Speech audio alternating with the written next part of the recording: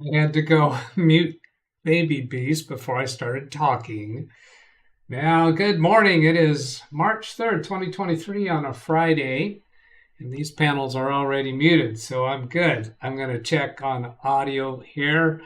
Unmute this for a moment. Good. I'm going to check on audio. Yes, I can hear myself. I hear voices. March 3rd, 2023, 9 o'clock straight up. Good morning. Start right off the bat with a big thank you to Tony Wallow, the $50 contribution yesterday. Tony Wallow has recently made the rounds to several YouTube channels. Tony, your support is very much appreciated by myself and the others, and I hope you know that you're well loved for that, but not only for that, just for who you are.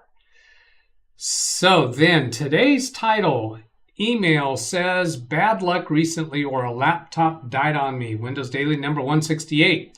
I recently copied the text of this email into the description on this video. So we're going to dive right into this.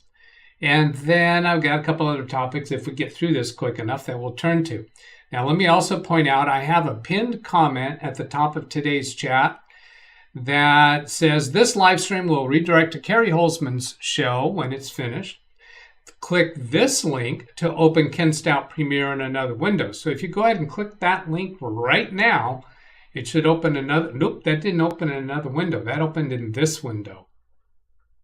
So that didn't work right. Well, if you right click on that and choose open link in new tab, that'll put it into a new window, so that when Ken Stout's Premiere starts running, it will just start running. So that is the way that we're going to handle referring you to both of those shows. And actually, I will do the joke here. And I also got to explain this joke to somebody who doesn't understand it. I'm going to zoom this in a little bit. Nick Poverman says, God, speaking here, you are about to get your wings. In a Ken Stout voice. You are about to get your wings. Hear that voice coming to you? And then me, which is either Doug or Ken, asking, do you have garlic parmesan or honey barbecue for those wings? And down here, Ken says to Nick, you left out part of that joke, no? So I'm thinking that Ken Stout doesn't get that joke. Well, Ken, let me explain this to you. Mansplain this to you, huh? This is God saying you're about to get your wings, meaning you're about to die, and you respond thinking that you're going to get chicken wings, right? So you didn't get that? Really? You're such a Doug. Lawn Dog's giving us some explanation why he's not going to be in with us today. Best wishes to your family, Lawn Dog. And then let's see, are you still doing? Yeah, I said that. Good morning, everyone from Madison, Wisconsin. 36 degrees, short sleeve weather. Yes, if you're used to that, then it might be. I remember when I was snow skiing as a kid, the days when we would just take off, strip down to t-shirts, because when you're active in the snow, it can feel quite warm. Morning all. I hope all of those doing poorly manage to improve over the coming days. Here's 38 degrees and cloudy. Ken Stout says, me in heaven, God, you're about to get your wings. Me, garlic and Parmesan honey. God says, get out. Ken's going to give the wings to God. Tony is a regular in the chat and on Carrie's show too. Yes, absolutely, I know that. And morning people, press and hold control while clicking. Oh, to get the separate window. Okay, so so you just left click when you click. I got the joke. He left part of it out. Okay, so he's saying the part that he left out was me in heaven after dying. God, you're about to get your wings. Would you like garlic parmesan or honey barbecue? God says, get out. All right, so he was just going further on the joke. Got it, Ken. I knew there was something else behind your comment, that you didn't actually not understand the joke. So let's get back here. Where am I trying to? Oh, I'm doing this all wrong. I'm doing this all wrong here. Where am I going? This is the right show. And pop out chat. What I wanted to do is get back down to normal Zoom so that I can go look at this email from Aidan. I guess now I actually want that zoomed up. He says, I had a bit of bad luck recently where a laptop died on me. I'm not entirely sure what's wrong with it. The link I've provided is to a Google Drive folder where I have uploaded some videos showing what it's doing or not doing. Once Google Drive has finished processing the video clips, you should be able to view them without having to download them. The laptop had sat unused for a while, and I had recently reinstalled Windows onto it after offloading all the data from its internal storage in preparation for selling it. I had it connected to the charger while I was doing this, and when I went to turn it on a few days ago, I discovered it had died. We're going to go look at the videos that he gave us. I don't have any hope of being able to bring it back to life. I think you can. The question is, should you? Especially as it is a cheap laptop and it cannot officially run Windows 11. But it would be nice to get someone else's opinion. So I'll come over and bring up these videos right over here. I got 2 MOV videos and then 2 photos. So I'm going to double click here to bring up this video. Now I'm going to pause it for a moment. It's really, really dark. So I'm going to artificially lighten the image here so that you can see it a little bit better. Not that it's super important. And then I'm clicking play again. So he presses the power button. We see a power light on the left-hand side of the screen. We see a brief splash screen come up and the power light goes off. And he tries to turn it on again. And this time I don't think, it did do a splash screen and then turns off. That looks clearly like a battery problem to me. Notice that it's not connected into a charger at the moment. You can see all around the perimeter of the computer, there's no cables, no wires. I'm going to click this left arrow to get back to the second video and play this one. I've got the adjustment already. You see him plug it in and we get a red light. That tells me right now we got some kind of a charging problem. I'm pausing the video at this point. So at this point I'm thinking it could be the port that he's plugging into, it could be the charging cable itself, it could be the battery, it could be the circuitry in the computer. Usually this would turn out to be a battery problem, but there's something about to happen that's kind of alarming. And we'll get up to about 40 seconds. So I'm letting this play. I don't think anything else happens. Well, he starts fiddling with the cable. So he presses on it. That makes me think it could be the port, could be the connector on the cable in itself. He does a little fussing with it. I think he's trying to demonstrate this symptom that's going to come up shortly. How far are we? Here it comes. Let's see. Did it? Yeah, it's still coming. Yet to come. Watch, watch. Boom. Did you hear that? I'm gonna go back a few seconds into here. I'm gonna keep quiet so you can hear this.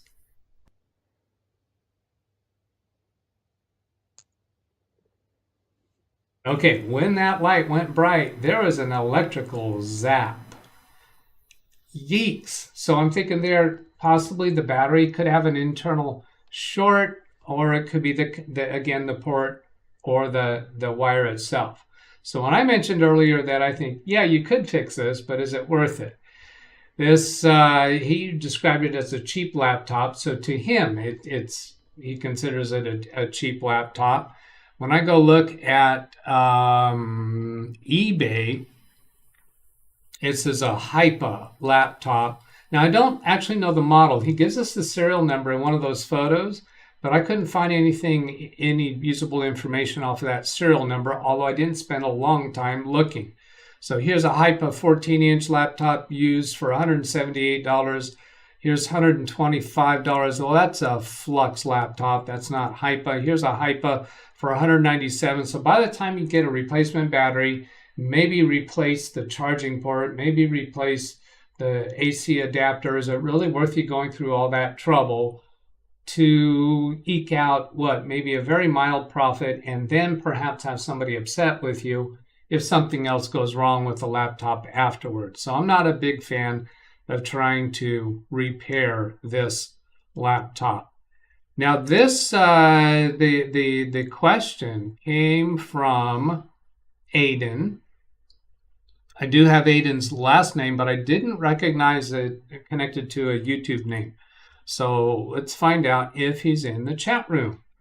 Aidan, are you in the chat room? And what do you think of that? And let's see what other people have said regarding this. Do I have anything highlighted? I do not. Let's see, I read that. Tony Regular, yeah, I got that. Got the joke. Good mornings, people saying hello. Smoke, yeah, the smoke gonna get out. Yeah, that computer might smoke. I'd be really reluctant to be fussing with that AC adapter anymore. Step away from it. Walk away from the defective laptop. Nick says, I would not mess with this. Time to take the part out and recycle this laptop. Yeah, I don't know that you need to take the part out. Just give it to electronics recycling. Not that, oh, I got to fix the brightness here, reset that, because I had lightened the image so that you could see that video. Yeah, just give it to electronics recycler. Be done with it. I don't see any reason to go on with this. Zen Jack Jacob says, Doug saves the day. Dumpster. Well, you're not supposed to put electronics into dumpsters. So, no, I wouldn't be recommending you go there, but give it to electronics recycling. You can search in Google for electronics recycling near me. You should be able to take it to a site for no charge and give it to them. Now, because I recently got rid of a whole lot of stuff here, maybe 20 computers more, laptops, a bunch of other electronics recycling, and I found somebody who would come out to pick that up from me for free. But you can take it to electronics recycling. You should not be putting that into a dumpster. Nick Poverman, your screen is still bright. Yeah, a lower brightness. Yeah, I got that. Sorry for the delay there. John and Jim agree. Recycle time, illegal to put in dumpster. Garbage police will get you. Aidan, oh, it's Pineapple Road. That's you. Well, great. Good to know a name there. Pineapple Road. Aidan is my real name. I use an alias on YouTube. I would remove the hard drive if recycling laptop. He already told us that he cleaned it out.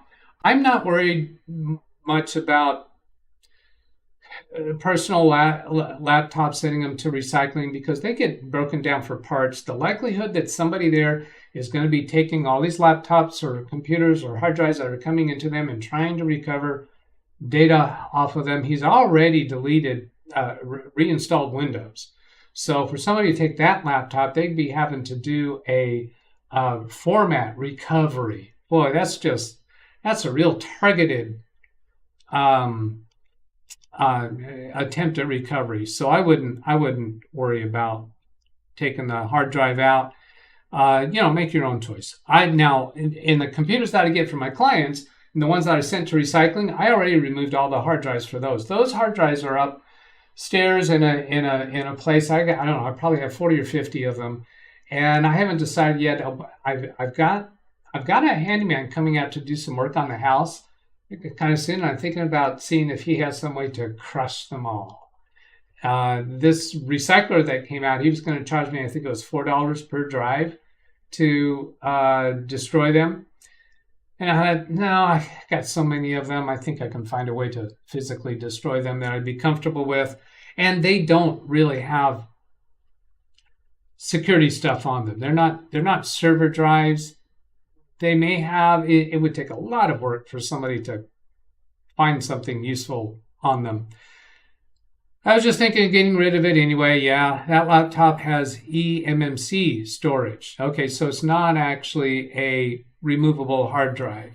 The eMMC drive might actually be soldered onto the motherboard.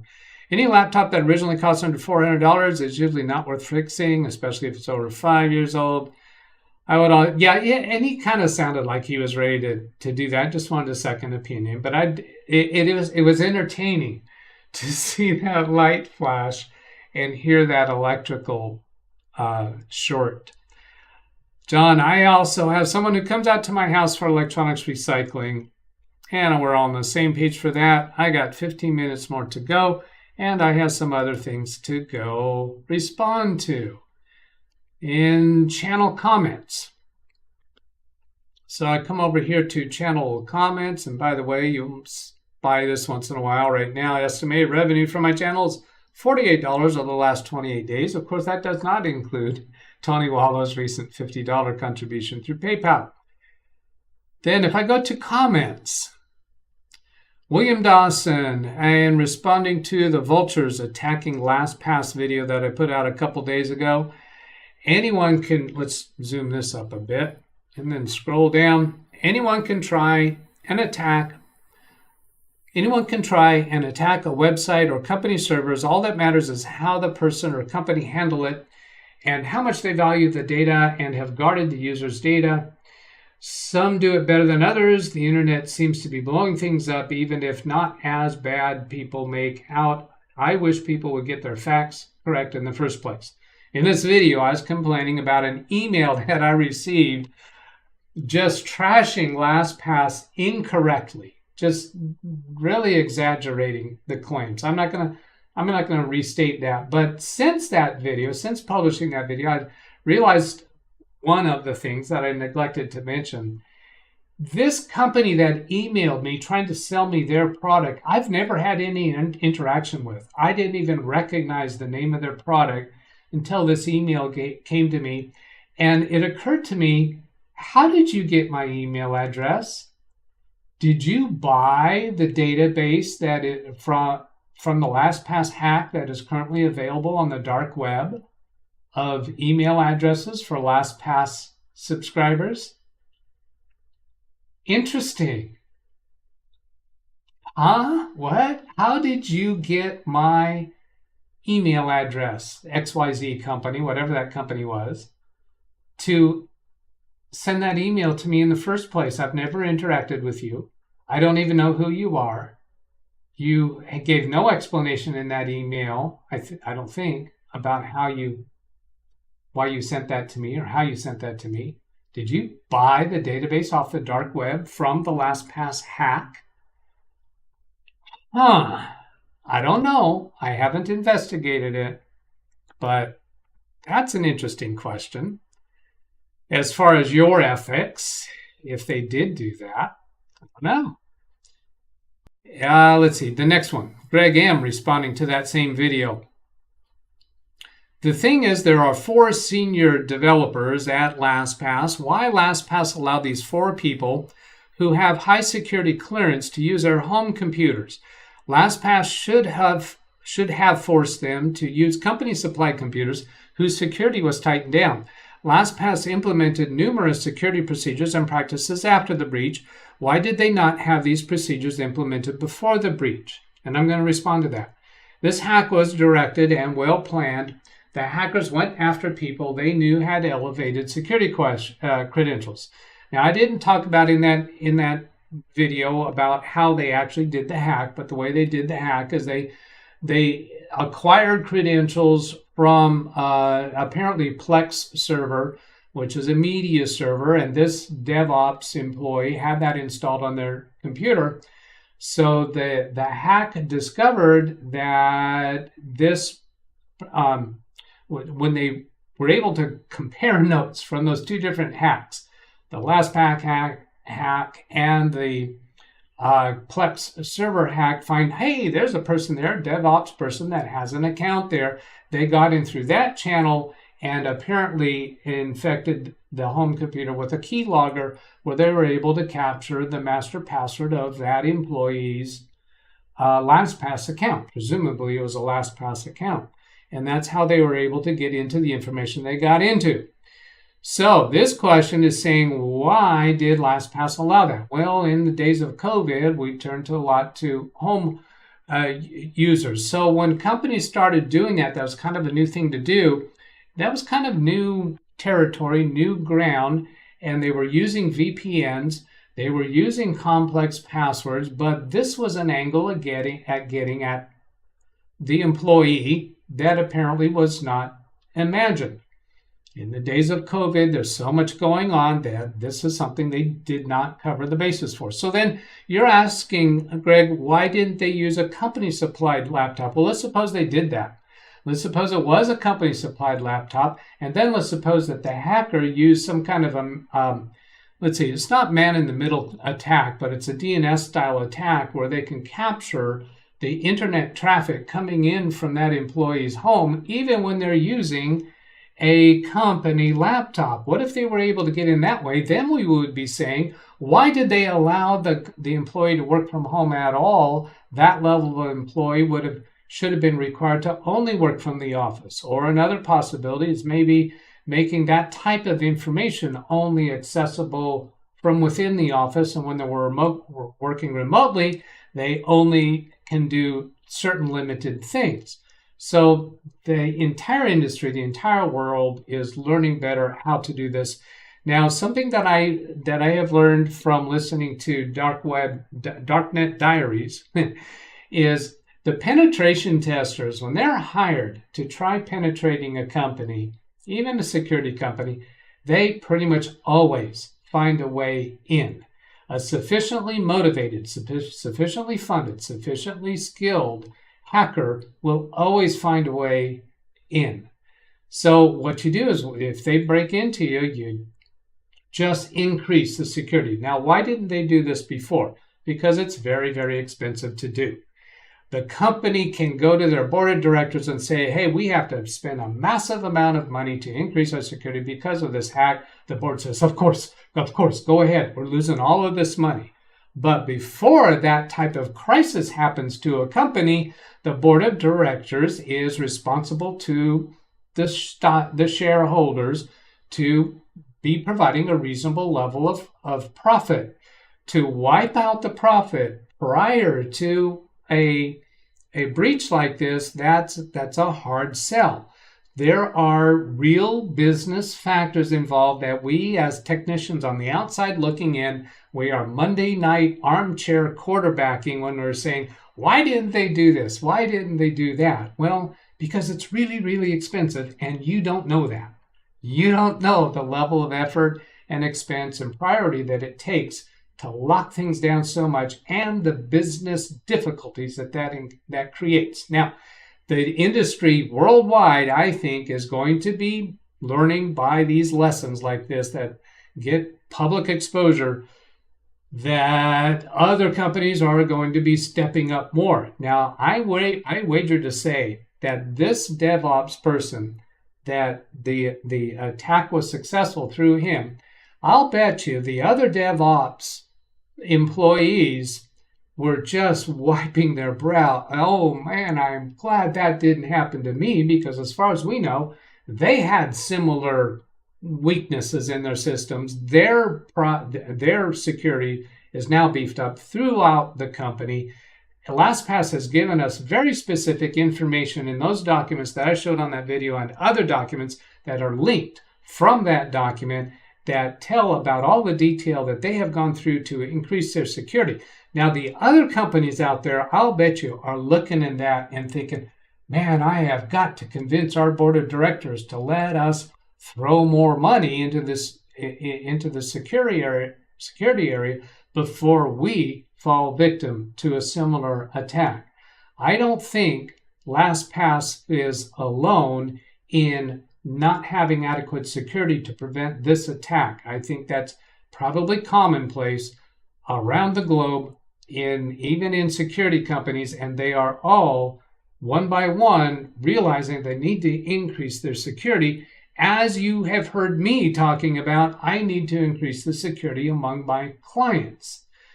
That's just the world we live in now. And no, everybody's not going to come up to snuff overnight. All right, so then let's go on. Let's get one more, because Brian here is replying to that same video. Says, yes, you are right about the original intent of auto recover. Oh, no, this was a different video. You know what? I'm going to handle that on a different day. I'm going to go back into chat and see how you're responding to these comments that I just made. And what else? We've been talking about Nick Poverman. Speaking of hard drives, have you ever used Derek's boot and nuke? I have not. Jacob says, you're so smart, Doug. You have 200 IQ. No, I do not. And I am clearly not the smartest person in this community. And, well, I think we all have places where we come up with an answer or response to something. Nick says, Kerry was talking about LastPass the other day in their breach. He said this is why he uses RoboForm. RoboForm can fall victim to the same kind of breach. If that same threat actor were to turn their attention to RoboForm, I'll bet you they can find a way in. It may not be the same path in, but once a company falls victim, their board of directors is going to have authorized so much more money that their security is going to be higher than the other companies who have not suffered a breach yet. I've seen this kind of thing not only in the computer industry, but in the aviation industry and other arenas of my life. When somebody experiences a loss, they turn around and take security measures. When I moved into this very house that I'm standing in right now, 2 weeks after I moved in, I hadn't got around to installing the alarm yet. And I had a home invasion robbery while I was sleeping upstairs. I came down and chased them out of the house and had a substantial financial loss. Well, since then, I got the security very quickly. I have massive security. I got 8 or 9 video cameras around here. I got motion sensors. If I had not been robbed that way, I probably wouldn't have spent as much money as I did in security solutions. Then let's see, our emails are often found in commercially available legal databases. Yeah, but how did they know that I had an account with LastPass? They sent an email to me, so they knew that I had an account. And my email's out there all over the place. So let's see here. Emails, yeah, they got your email address from that fake USPS messages you replied to last month. But how does that tell them that I have a LastPass account? And I had never heard from them. I didn't hear from them after the USPS thing. I heard from them, well, the LastPass breach was some time ago. So I don't know. They could have got it from anywhere. Maybe they watch and see your email scroll by at the end of your show, right? Yeah, the company that wants to market their product to me, they're watching my show, and they're going to send, that's what the email is that they're going to send to me. I don't think so. Bigfoot is lurking in this chat room. My point is this company that is supposed to have higher security to protect other people's critical information. LastPass was owned by a venture capital company before it was spun off. Yay, the security is the opposite of convenience. Yes. And it's also the enemy of productivity. Dennis, I'm responding to your stream 5 minutes ago. I have only received emails and notices from LastPass. No one else has bothered me. Let's see. I'm responding to your stream 5 minutes. Oh, he's back on DVR mode, I guess. I have only received emails and notices from LastPass. No one else has bothered me. Okay, so I think that's implying a difference as to why I'm getting emails from that company. Yeah, I don't know how it's happening. That was just a speculation. I'm not accusing them. Anyone have knowledge of Windows 12 OS? Yeah, Windows 12 is going to be available 3 weeks from today. You can count on it. Bet your bottom dollar.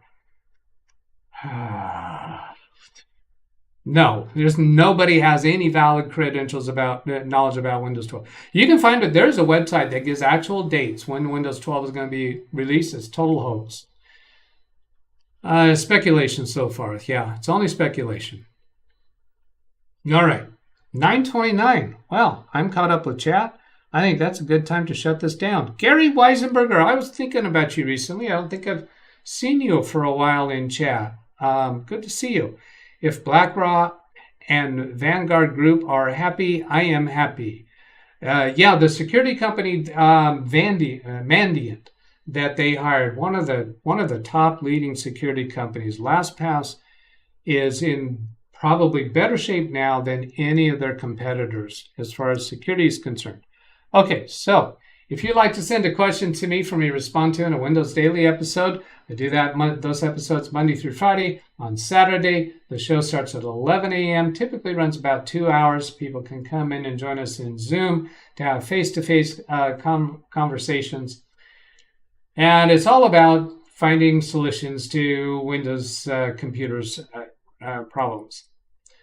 All right, that'll do it for now. I'll catch up with chat after ending the video, and there's a pinned comment at the top of the chat to take you to Ken Stout's show, and then this video will redirect you to Kerry Holzman. So, thanks for watching. See you later, alligator. Goodbye.